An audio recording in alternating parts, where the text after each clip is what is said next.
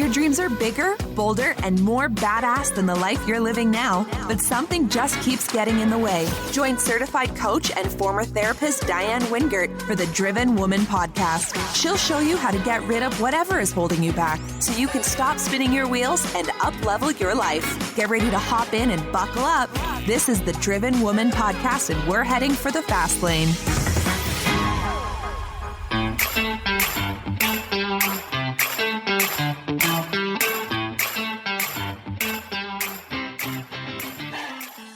Well, hey there, Driven Woman. Welcome back.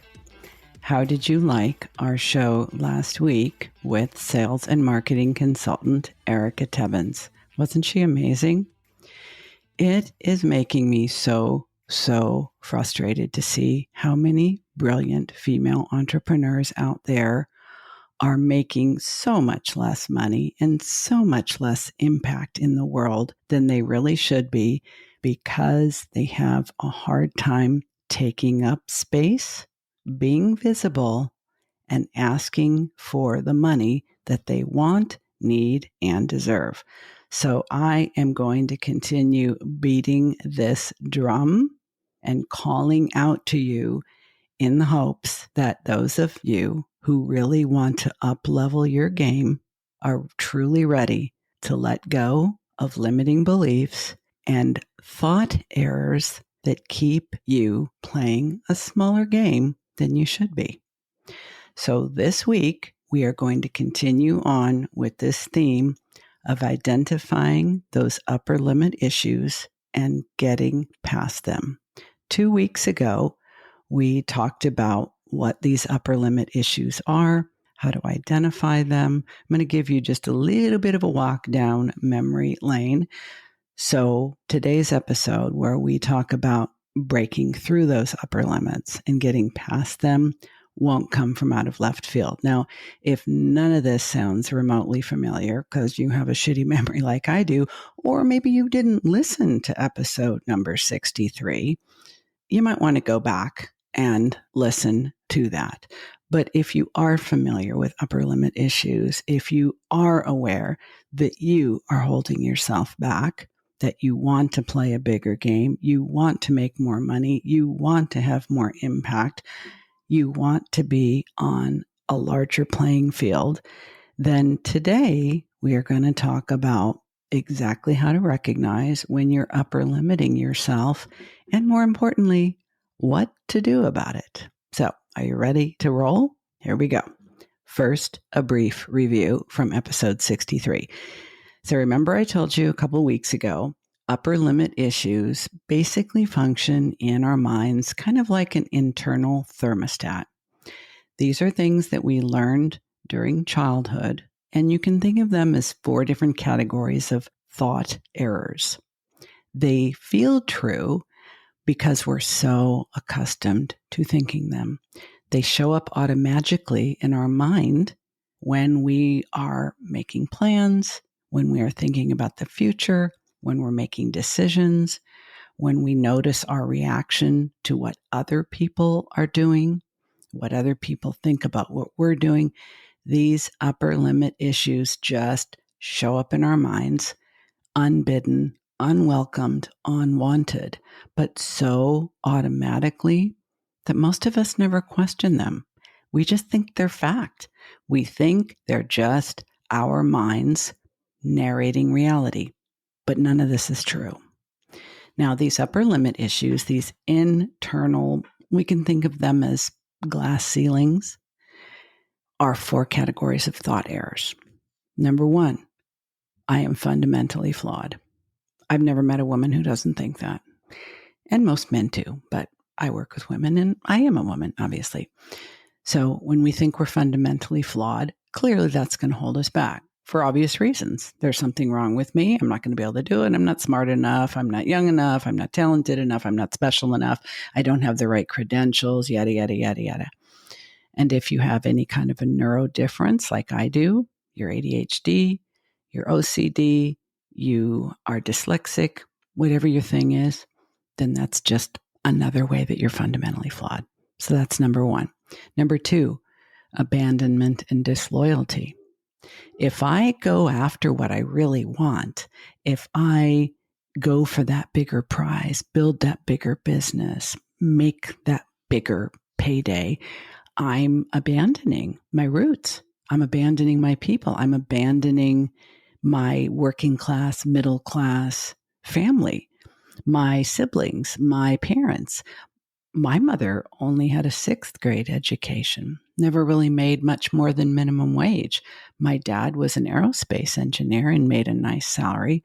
But if I was taught as a kid that doing something more meant I was abandoning my roots, that's going to hold me back. Number 3, bigger burden. If I allow myself to fulfill my potential, I'm going to be a bigger burden than I already am. I can see this a lot of times with people who maybe they want to go to law school. They want to go to med school. They want to go to a private college because that college happens to have an entrepreneurship program that they really want. They see themselves as being a bigger burden because a bigger expense for the things that they want. And the 4th thought error, as you recall, is the crime of outshining. This is the one I see the most with so many of my clients. And I also have this upper limit issue myself, and it's something that I need to constantly work on. When you have the crime of outshining upper limit issue, you're always thinking that other people are going to be hurt, jealous, intimidated, or feel bad when you succeed. So you hold yourself back. I see a lot of women do this when they are the most educated person in their family, when they make the most money of anyone in their family. A lot of women will do this if they make more money than their partner or spouse. And remember, all of this is unconscious. Okay, so this week, we are going to be talking about upper limit behaviors. Okay, so up until now, I've been sharing with you what are these upper limit issues? How do they function? What are the categories? And now, what do we do with it? Because there's the thoughts, the emotions, and the behavior or action. So when we are engaging in upper limit behaviors, how do we know? How do we know what to look for? So I will say upper limit behaviors in general serve to crimp your style, slow your roll, curb your enthusiasm, and block the flow of positive energy into your life. Now, I am not woo-woo. You've probably heard me say this before. I'd say I'm maybe half a woo. Like I don't discount the woo-woo altogether, but I'm like maybe 25% of the way into it. I'm much more interested in the science and how the brain and the mind work. But when we block the flow of positive energy into our life, you will see this taking shape in certain characteristic ways through our behavior. So, what are the usual suspects? Are you ready? Here we go. Number 1, worry. If you are, don't start cringing now. I'm not calling you out specifically, but this is such a fascinating thing when you look at it from this perspective. So just stay with me. Stay with me. If you are a worrier, this is a very common way that your upper limit issues are activated. And this is the most common behavior that we engage in. What does worry do? Well, it's very time consuming for one thing, right? Like you can literally worry and worry and worry and worry. And if you're smart on top of it, your worries will beget worries. And you'll have like multiple generations of worries going on in your mind at the same time. It's all very, very time consuming and frankly, quite exhausting as well. And the thing about worry is, I think I read somewhere that like 85%, 85 to 89%, I don't remember the exact statistics of the things we worry about are never even going to happen. I don't know how they figured that out, whoever they are. I don't know how they did the math on that. But when we worry about things that aren't going to happen, first of all, we're not at all present. You cannot be present to what's actually happening if you're worrying about what might happen, right? That's just logical. And most of the time, We are worrying about things that we don't have any control over. How this blocks the flow of positive energy into our life is by keeping us so obsessed with what ifs and worst case scenarios that we fail to be aware of what's actually happening around us, including opportunities, right?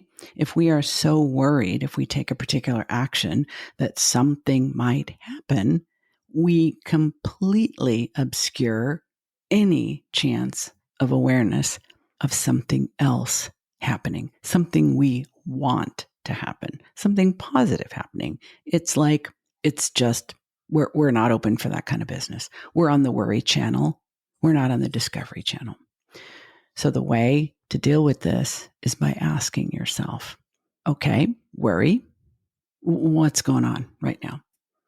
Is the thing you're worrying about a real possibility? Is it a real possibility? Is this something that can actually happen? If it's a no, then it's a no.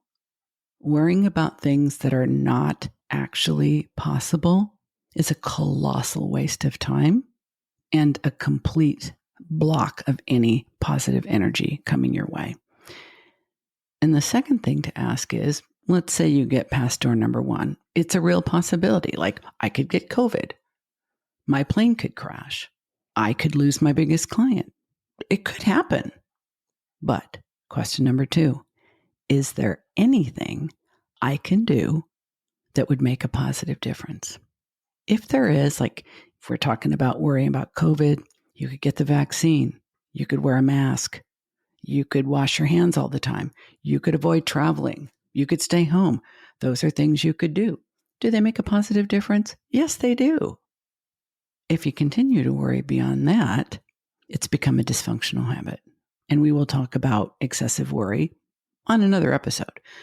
But just suffice to say that worry is an absolute upper limit behavior that shrinks your life, minimizes your income, and prevents you from experiencing the joy, the health, and the abundance that you want, need, and deserve.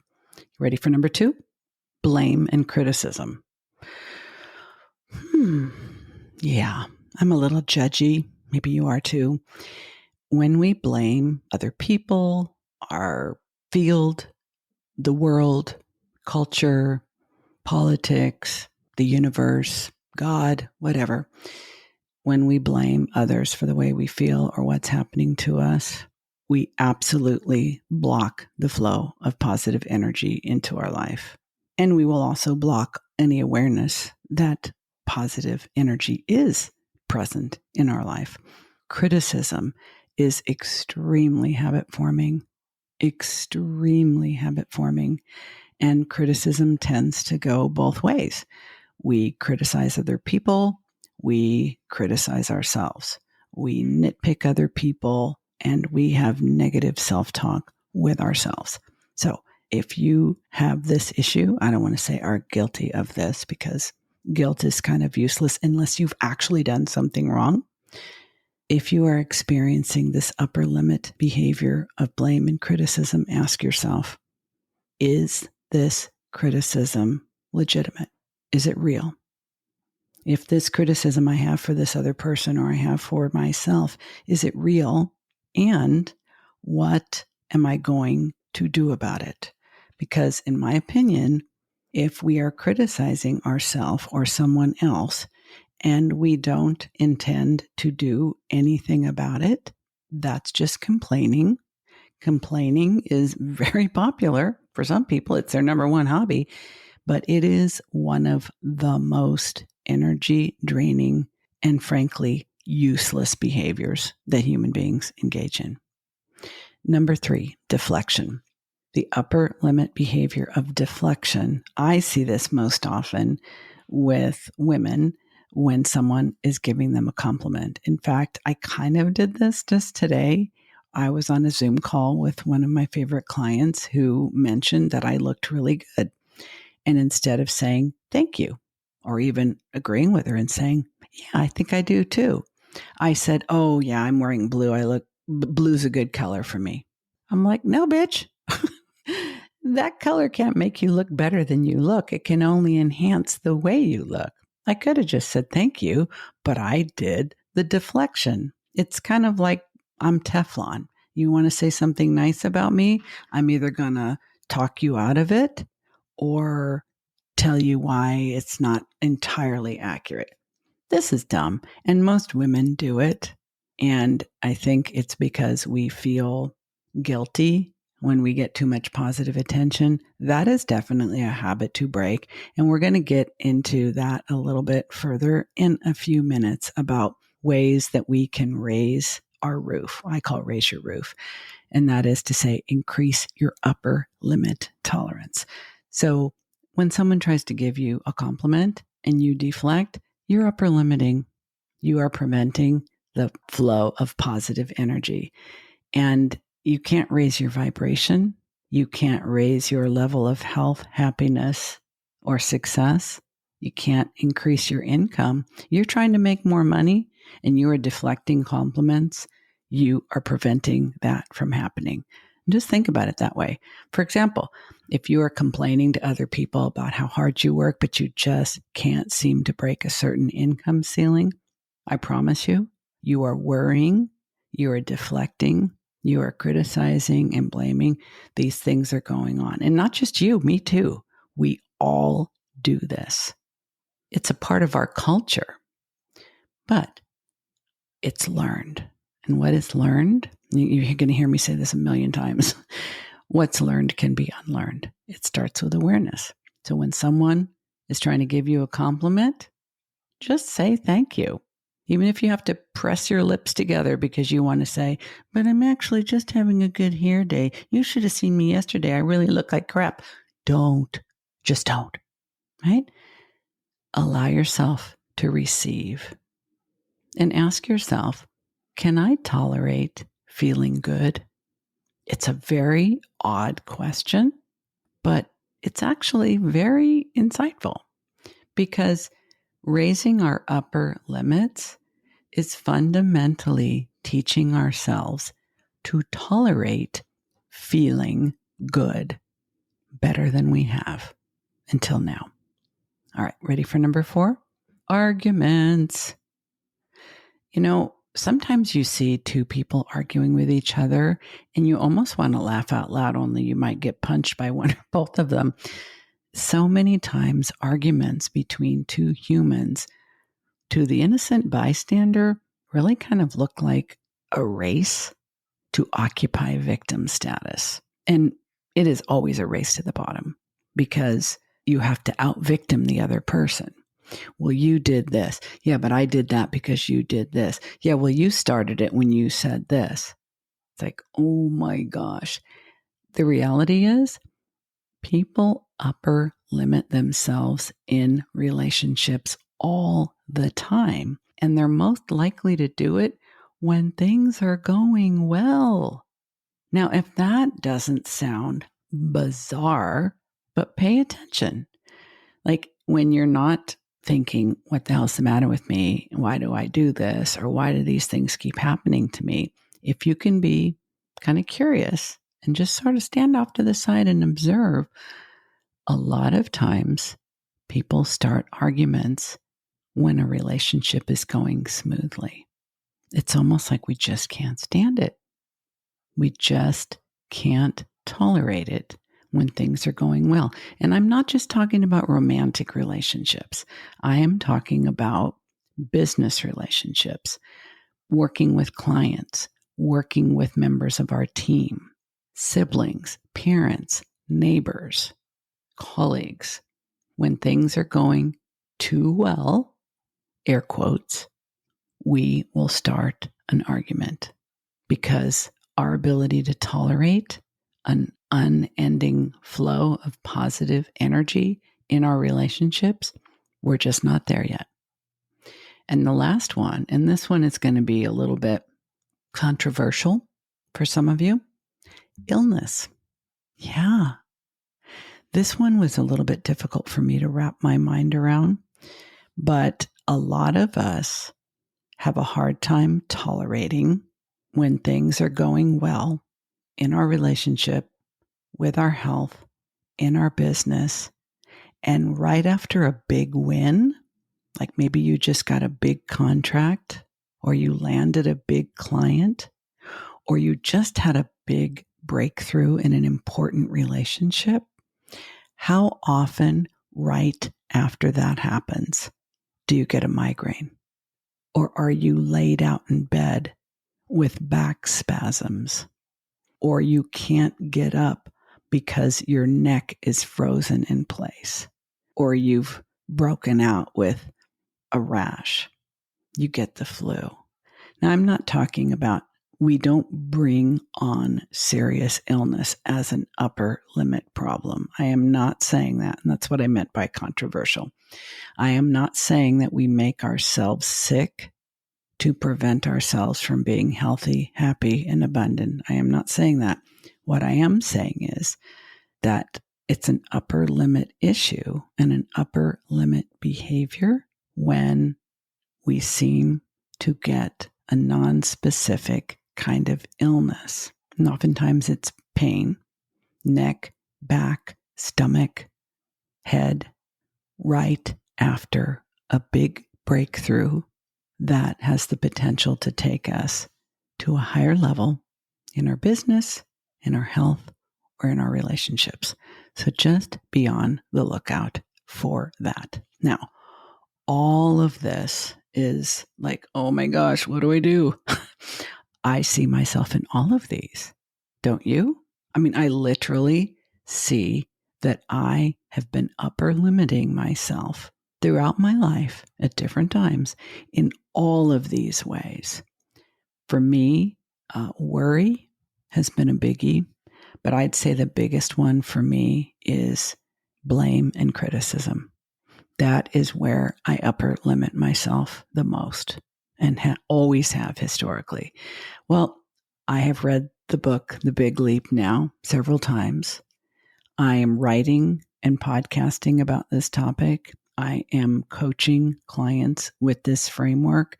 I am literally up to my eyelashes with awareness about upper limit issues, upper limit behaviors, the cost of unchecked upper limiting. And what it's actually doing is holding us back from the health, happiness, and success that we're striving so hard to achieve, accomplish, and enjoy. So it can really feel like no matter what I do, I just can't quite get there. And I often hear from my clients, something always happens. No matter how hard I try, no matter what I do, something always happens or something always gets in my way. And if you identify with that, if you have said that like more times than you can count, you're dealing with upper limit issues, my friend. And this is so, so important to be aware of, because when we're not aware, we can't do anything. Once we are aware, we can do something. So before I get into how to raise your roof, meaning how to raise your upper limits and your ability to tolerate health, happiness, and abundance, I want to remind you, as we're going through this series, there are worksheets for each step along the way. A couple of weeks ago, when I first started talking about upper limits, there was a link to a worksheet in episode number 65. This episode is, that was episode number 63. This episode is number 65, and I got another worksheet for you. There's a link to it in the show notes. You definitely want to get your hands on this, because just hearing about it, even if you could tolerate listening to me and played this over and over and over, just passive knowledge is not going to transform your life. You know it. I know it. It's like shelf help, like all those books that you've read and I've read, and we thought, oh my God, this is so amazing. This is going to change my life. And then it went on the freaking shelf with all the others and nothing changed. Why? Because it's not enough to learn. It's not enough to understand. We have to start implementing new behaviors in our life in order to change. So how do we raise our upper limits? There's a 4-step plan. Number 1, commit. Commit to being mindfully aware. Like as you go through your day-to-day life, as you are going about your relationships with friends and family, your partner, your team, your clients, be mindful. What is mindfulness? No big mystery. Open, curious, and non-judgmental. Just kind of be on the lookout. Observe your upper limit behaviors. Just observe them. Don't hate on yourself. Don't pounce on yourself. Don't go crazy with yourself. Just observe. So be committed to being aware. That's number 1. Number 2, I think it's really helpful to make a list of your particular patterns and your particular triggers. There are just certain people that when I'm around them, I'm going to get all critical. I know it. So be aware of what your patterns are, what your triggers are, because then you can be conscious and you can anticipate them. And you're going to know what circumstances, what conditions, and around what people you are most likely to upper limit. Knowledge is power. Number 3, flip the script. You can affirm your capacity for growth by being aware and changing the story. We do not have to live with these upper limit constraints for the rest of our life. That's the whole point of talking about this. It's the whole point of reading The Big Leap, listening to this podcast, clicking on the link in the show notes, downloading the worksheets. What we are aware of and committed to changing, we just need practice.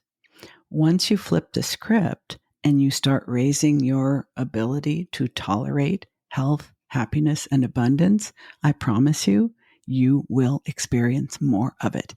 It's literally like changing the thermostat in your house.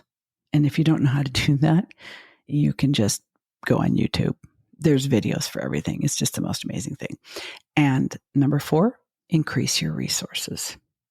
If you really want to have more love, more success, more health and well-being in your life, it is really, really skillful to surround yourself by other people who also want those things. If you are growth-oriented, if you want to be more successful, it does not serve you to hang out with people that are super content to be mediocre. They may be your besties from back in the day. They may be, friends, family. You can love them, but you need to limit their influence because the people we surround ourselves with become part of our upper limit problem if they are not as committed to growing as you are. You don't have to get rid of anybody, but just kind of like pay attention to who you surround yourself with and how those people think. So I know this probably felt a little heavy-handed, and I really didn't mean to get up in your grill and all confrontational. But the reason why I am so passionate on this topic and why I am talking about it so obsessively and so emphatically is that I really do want you to be as successful, as healthy, as happy and abundant as you desire to be. And what's more, I totally believe it's possible for you to double and even triple what you're currently experiencing in all those areas through the power of your mind. Everybody thinks they need to change their circumstances. You cannot change your circumstances without changing your mind. When those two things are not in alignment, your mind will block the flow of all the wonderful things that would just love to come into your life. And if you don't believe me, there's people way smarter than me who have written extensively on it, including Dr. Gay Hendricks. The Big Leap. This is the book that I'm talking about in this episode. I talked about in episode 65, and I will be talking about again in episode 67 with one more worksheet for you. Why not have all the abundance, health, and happiness that you truly deserve and would desire when it is as simple as getting into your thought errors and changing them? Now, I said simple. I didn't say easy. It's not easy. If it was easy, everyone would do it.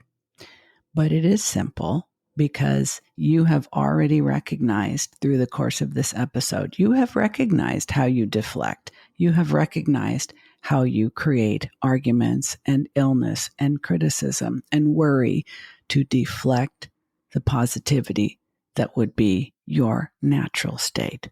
Now, we're just going to change it and keep doing so. So I hope that was helpful to you.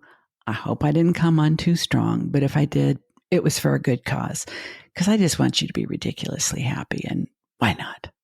All right. I will see you next week with our next guest, who will be talking about some very interesting changes that she made in her life to go from burned out and exhausted to pretty darn happy herself. So stay with us and stay driven. Hey, it's Diane. Can I be honest with you? At the beginning of each new year, I always told myself, this is the year I'm going to get my habits dialed in. This is the year I'm going to be crystal clear about my goals and I'm going to crush them. This is the year I'm going to get my shit together on every level, and I'm going to do it all by myself. Been there, done that, got a whole stack of t-shirts.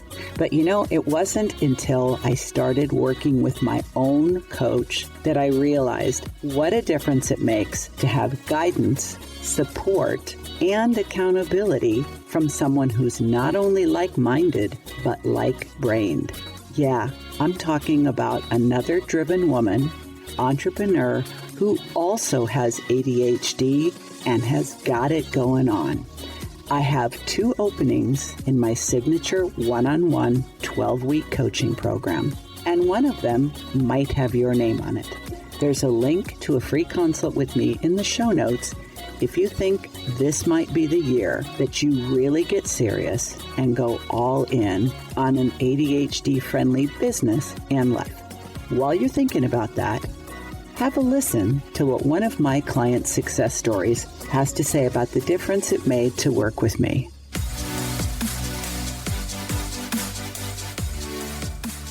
So I remember when we talked about what you introduced as habit stacking, so pairing your habits, and when you did initially bring that up, my initial reaction was like, ugh, like that sounds awful. I don't want to do that. But that was like one of the first things that one of the first shifts that our work together had changed. And that is something that I'm grateful for every day. So the first thing I do in the morning is I go pee. And so what your advice was, take your medication, right after, have your glass of water there in the bathroom. And so that's sort of my daily routine. It's going to the bathroom, taking my medication, contacts, coffee. Yeah, and it's great because it just cuts out any chance of forgetting, which then would lead to kind of lollygagging around. And I'm like, oh, wait, have I taken it? I should take it. Wait, but this one other thing. And so that really starts off the day so consistently and well. So that is the first thing. And then with regards to the rest of my morning routine, my best friend and I, we live together and we exercise in the morning now. So we've been doing that for the past 4 months, like at least 4 days a week. And so we do Beachbody, and it's just really fun because we do have the accountability of there's going to be someone waiting for you. So your butt better be up.